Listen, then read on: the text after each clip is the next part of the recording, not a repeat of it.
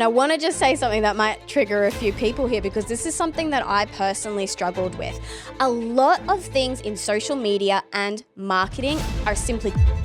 Pay attention to what's the kind of advice that you follow online, because right now it is crazy how many content gurus you have out there. If you're trying to target high-level entrepreneurs, CEOs making, 7 figures, and then they come onto your profile and you are... I'm sorry, I see all these people making dances. It's like, you don't even dance. What are you doing? Just trying to get views, just copying what a little kid or someone that is far from being an expert in their industry doing, because you see that they got some views and some followers out of that. Stop. Welcome, legends, to Podcast Marketing Secrets, where we share all of the tactics and strategies from the #1 podcasting agency on how to launch, grow, manage, and monetize a successful, high-converting podcast. Let's take your business and content to the next level. Welcome back, team, to another episode of Pod Marketing Secrets. Today, we are talking about the thing that pisses Nelson off the most, which is business owners, entrepreneurs, high-level people getting on their socials and feeling like they have to abide by the trends and start to do silly little dances, right? Today, we're talking education versus entertainment content. With your permission, I'm just going to go on a quick rant. If you're a business owner, coach, expert, or high-level entrepreneur who is following the advice of silly content gurus or marketing content experts who are telling you that you need to dance like a monkey in order to become an authority and get more views, I'm sorry, but you are an idiot. Stop following the advice of people that are claiming to be experts when it comes to content creation, that are telling you make 3-second videos of you dancing, looking silly, and just showing off your body or whatever they're telling these days. Stop right now. If you're looking to be perceived as an industry leader, as an authority in your field, you should be creating content that is relevant to your ideal customer and your target market, that also provides value.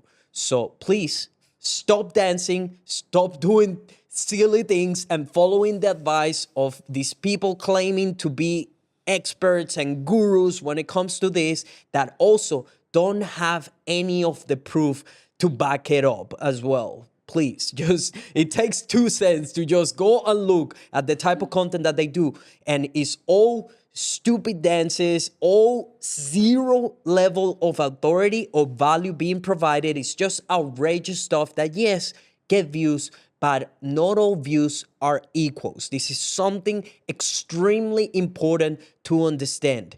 It is extremely different to get 1 million views from a video that you were just making silly dances with a trending song that provides zero value and that does not speak to your dream customer, that then attracts the wrong crowd to your accounts that are not going to take any actions on buying your back-end services. And then you wonder, why is no one buying? Social media is not working. My podcast is not converting.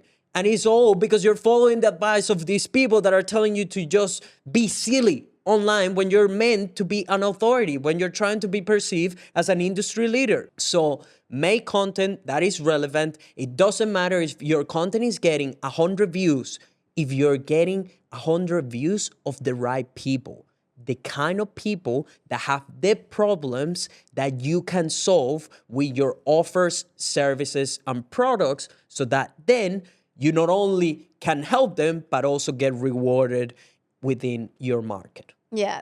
You good there? You done? I mean, I'm sorry, but I'm tired of seeing this. It's everywhere. And all the time you see them like, guys, you need to be yourself. You need to show off a little bit more. Yes, you should. Cal is probably going to give some advice into this. But there's a big difference of you being yourself and just being a silly monkey dancing when you don't even dance in real life. I'm sorry, I see all these people making dances. It's like, you don't even dance. What are you doing? Just trying to get views, just copying what a little kid or someone that is far from being an expert in their industry doing because you see that they got some views and some followers out of that. Stop.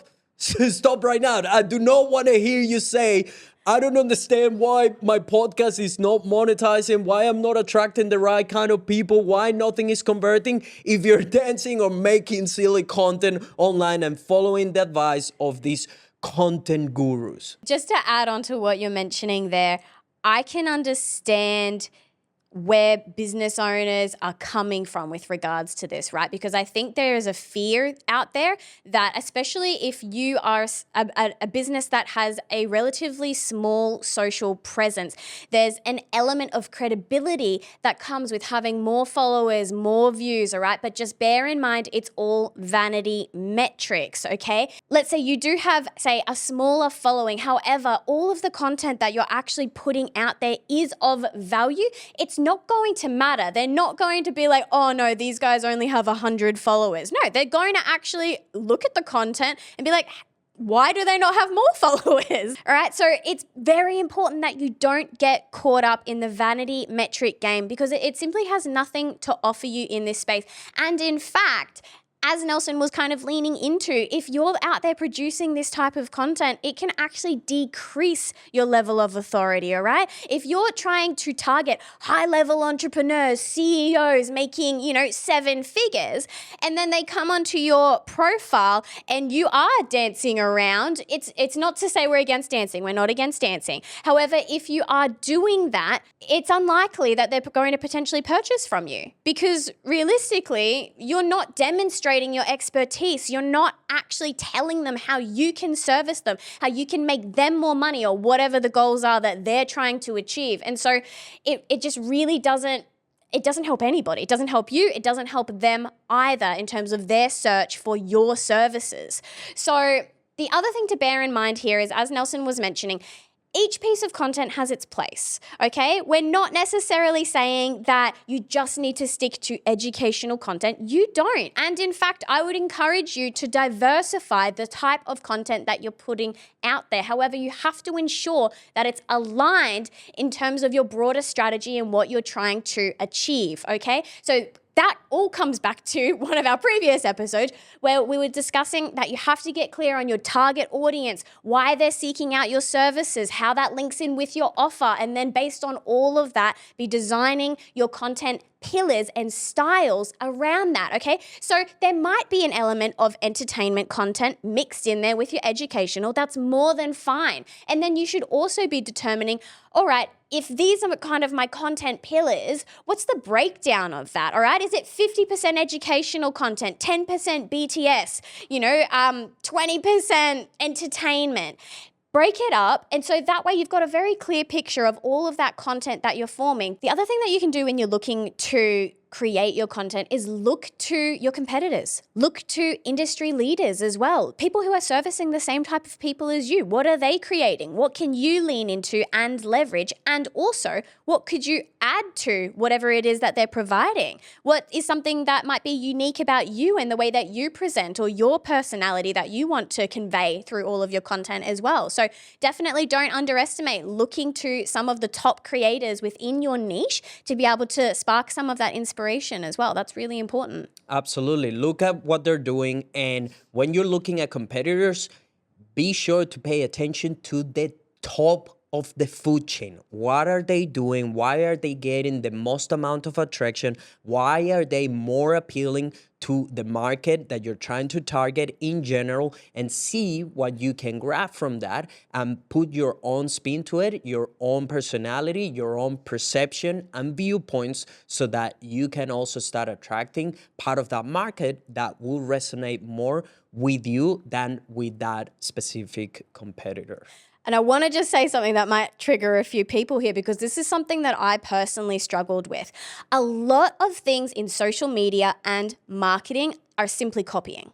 okay? And I know for me personally, that did not resonate because I was like, no, what I'm offering is different. I am unique. I want to be entirely different. The fact of the matter is, this stuff works for a reason. A lot of this content is based on human psychology, and it's because it works, all right? So don't be above copying with your own spin on it. It's just one thing that I want to point out there because I had a lot of resistance to that at first, but as well, we're saying don't just play the game for the sake of playing the game, and however, do play the game. You have to be in the game. Exactly. So just to wrap it up, essentially, when it comes to education and entertainment, if you are a business owner, CEO, founder, high-level entrepreneur, coach, who is looking to become an authority, an industry leader, and monetize what you do and your offers in the back end, make sure that you're creating relevant content to your target market and ideal customers. Add your own spin to things. Let them know you, like you, and trust you, and create content that is designed to attract the people that you want to work with, and understand what they're looking for in you as the expert. If that doesn't include you dancing like a monkey, don't do it. Leave that to people that are looking to attract that kind of customers. Make sure that you understand their problems, their desires, the psychology, what they're looking for in someone like you to solve that problem that is gonna make them take an action with you.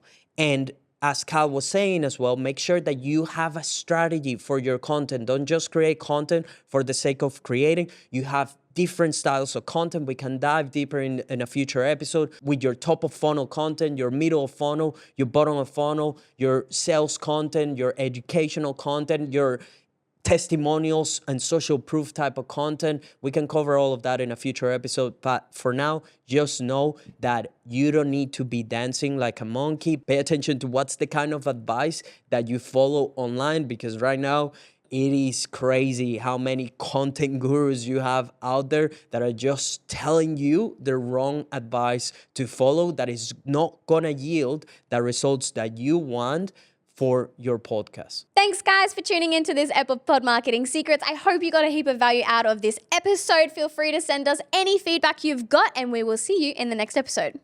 Good vibes forever. Thank you for joining us on Podcast Marketing Secrets. If you found value in this episode, the best way you can support us in continuing to deliver this content to you is by giving us a 5-star review on Apple Podcasts and Spotify. And don't forget to subscribe to us on YouTube. Now, if you're keen to connect with us, we are at Vibez Creative on all your other social media platforms.